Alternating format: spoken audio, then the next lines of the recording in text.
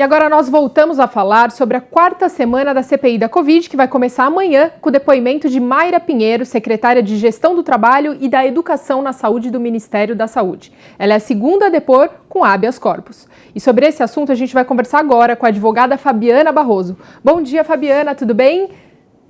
Bom dia, tudo bem? Fabiana, parece que a Mayra não é obrigada a responder perguntas na CPI que correspondam de dezembro a janeiro, certo? Por que isso?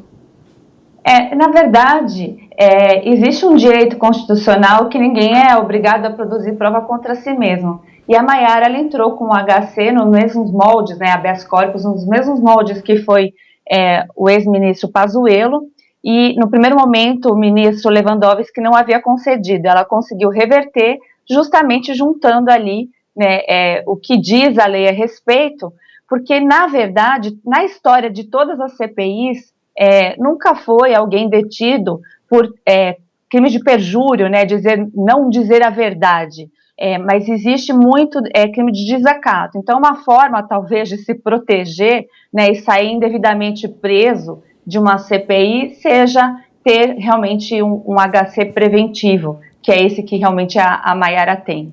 Bom, eu queria, a Fabiana, William Travassos falando, muito bom dia. Eu queria tirar uma dúvida. Hoje a gente abre os jornais e todo mundo fala sobre Renan Calheiros apontando as supostas mentiras de Eduardo Pazuello, que contava com esse habeas corpus. E aí, como funciona essa coisa de produzir provas contra ele mesmo? No caso de Pazuello, é possível a gente provar que ele mentiu? E como seria eu colocar essas provas dentro de um processo? Realmente, a Comissão Parlamentar de Inquérito, ela às vezes se assemelha demais como se fosse um processo judicial comum, e tem o artigo 58 da Constituição Federal que dá todos esses direitos para os senadores, ou quando é comissão mista, também para os deputados, mas ela não vai além da lei. Na lei, se fosse um processo comum, provavelmente seria feita uma careação, que é colocar as duas partes frente a frente para dizer quem está falando a verdade ou quem está faltando com a verdade. Mas mesmo assim, é muito incomum, não que não aconteça, punições por crime de perjúrio no sistema, principalmente penal brasileiro, Se fosse assim, vejam só, se fosse punido realmente por quem falta falar a verdade, eu acho que não teria nem lugar na cadeia, ainda mais se tratando de políticos, e aí você cita Renan Calheiros, que supostamente tem realmente muitos problemas, ou ao menos responde muitos problemas na própria justiça. Fabiana, o senador Randolph Rodrigues colocou aí uma possível quebra de sigilo de telefone e bancário. Você acha que é possível que realmente seja concedida essa quebra? Então, a jurisprudência sobre isso, ela não é consolidada, embora tenha um livro do Alexandre de Moraes dizendo que é possível, sim, a quebra em casos assim, mas nunca o STF ele foi acionado especificamente para os casos que estão acontecendo nessa CPI, porque eles vão além, eles querem também quebra de sigilo de rede social e etc. Então, para saber se é possível, teoricamente, sim, e também não, porque teria que judicializar e ver o que o STF responde. Mas também é preciso lembrar que existe algo que não havia nas outras CPIs, que é a lei de abuso de autoridade que todos podem cometer. Então, assim, é um jogo, na verdade, mais político nesse sentido do que jurídico, e juridicamente a gente sabe que os senadores ali, quando eles tentam obter alguma resposta que não cumpre a narrativa, acaba indo, se não cumpre a narrativa, eles coagem as pessoas a responderem da forma que é correta. Então, o que o Randolph veio falar hoje pela manhã, eu assisti ele dizendo, ele vem nesse sentido, no sentido de tentar, eu enxergo assim, coagir as pessoas que estão sendo ouvidas primeiramente ali como testemunhas, a condição ainda não mudou. Então, eu acho um pouco além do tom e desnecessário para quem quer apurar realmente a verdade.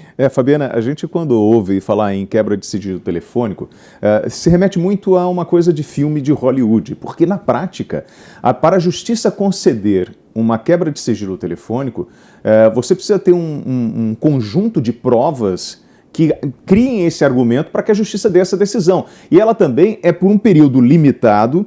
E quando você fala, vou quebrar o sigilo telefônico, não é tão fácil como a gente pensa. Perfeito comentário, exatamente isso.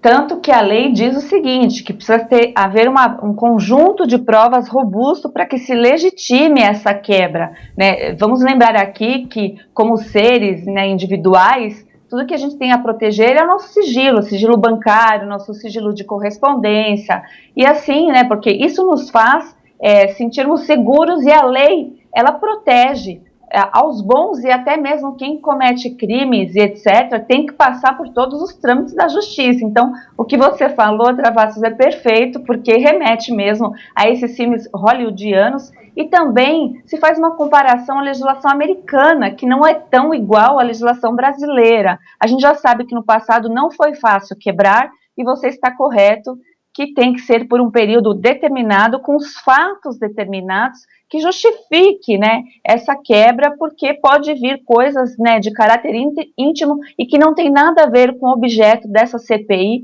embora o objeto dessa CPI também esteja um pouco, né, eu penso como advogada que deveria realmente apurar os supostos desvios de verbas também. Então, assim, o que poderia ser bom para a população do Brasil está sendo completamente desviado para se cumprir uma narrativa meramente política. E eu acho que a população do Brasil quer sim, né, se houve algo de errado, principalmente ao desvio de verba pública, nesse tipo de situação, tem que ser apurado, e eu vejo que a população tem pedido até para que... Hoje o Randolph disse, queremos que o governador do Rio seja ouvido. Então fica aqui meu pedido, que seja ouvido o governador de São Paulo e tantos outros, né, que nós como população temos dúvida sim da aplicação das verbas federais que foram destinadas aos governos dos estados.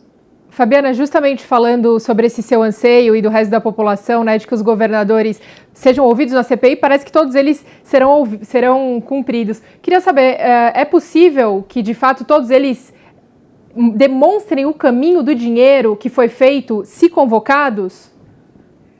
Então, também assim, a gente já sabe que politicamente, histórias de CPIs teve seu sucesso sim, mas também o seu insucesso, né? Eu confio verdadeiramente muito mais nesse sentido na própria justiça, nos seus trâmites apropriados. Então, ou seja, Tribunal de Contas da União, Tribunal de Contas do município, Ministério Público, Polícia Federal, eles sim têm elementos robustos para que se cumpra, né? E assim o Ministério Público sempre envolvido, acompanhando, para que não haja esses abusos. Em caráter de CPI, a gente vai ver muito mais um palanque ali eleitoral, esse cumprimento de agenda política, né, de um contra outro, do que verdadeiramente apuração.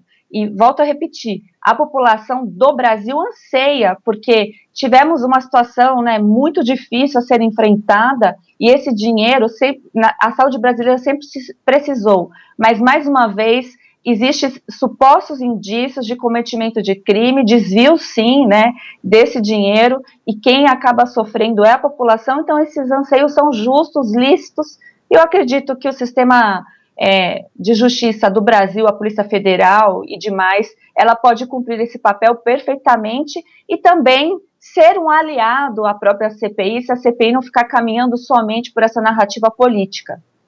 Aproveitando essa sua fala sobre a narrativa política, Fabiana, a gente tem numa CPI, quando você envolve uma pandemia, o envolvimento da distribuição de dinheiro para os estados, você tem a postura da administração da pandemia por parte dos governos, do governo federal, dos municípios, enfim. Você começa a puxar esse novelo de linha e vai se ampliando de uma forma que a gente, como eu, como leigo, fico falando, bom, será que eles vão conseguir chegar a um ponto final nessa CPI, por mais que eu prorrogue o prazo de 90 dias?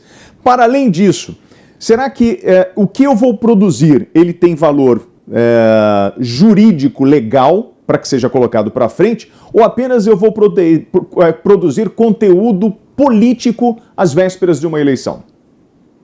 Olha, mais uma vez, Travassos, até agradeço pela pergunta, porque eu enxergo assim, ao que me parece, pelas declarações, né, do presidente da CPI, do relator da CPI, me parece, supostamente, não posso afirmar, mas a narrativa vem sendo essa, de que existe já um relatório pronto. Ou seja, a gente também, eu tenho assistido a CPI e a gente vê que quando não se cumpre ali uma resposta que eles gostariam de obter, eles cortam a pessoa. Então, qual o objetivo disso? Eu vejo muito mais, como você acaba de mencionar, um palanque político para as futuras eleições ou para manutenção no poder. A gente sabe que a política brasileira ela é assim, e ela tem se esforçado muito para que haja, então, um expurgo, né, desses velhos políticos e dessa política que o brasileiro cansou. Nós estamos cansados. Então, novamente, eu acho que esse relatório produzido por essa CPI, mesmo que eu acho que vai haver essa prorrogação, sim, né, tem muitos depoimentos para serem colhidos, o próprio Randolph está dizendo que o ex-ministro Pazuello vai ser ouvido novamente, então a gente vê isso, e são longos e longos depoimentos, então é mais um cumprimento de uma agenda ali política, sendo que as investigações, pela Polícia Federal, pelos tribunais de contas, como eu mencionei, que pode averiguar